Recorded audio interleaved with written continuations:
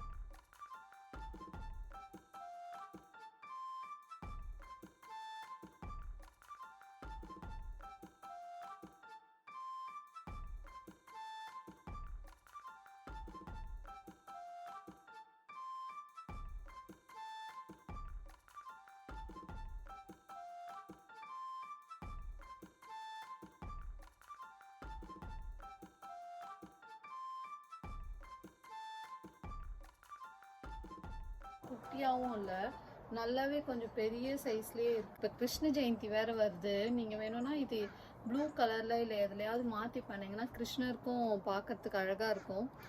ஷாப்பில் வாங்கின மாதிரியே தான் ஃபீல் இருக்குது.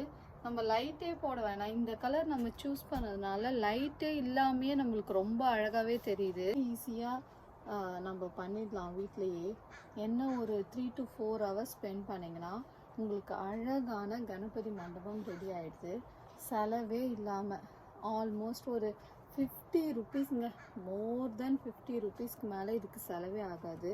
நீங்கள் கண்டிப்பாக இதை ட்ரை பண்ணிவிட்டு எனக்கு வந்து உங்களோட கமெண்ட்ஸை என்னோட கமெண்ட் செக்ஷனில் ப்ளேஸ் பண்ணுங்கள். Thank you for watching. If you like these type of video, do not forget to subscribe to our channel and turn on the notification. Subscribe to our channel, turn on the notification, like this video, share this video, and do not forget to follow us on Instagram. Thanks for watching.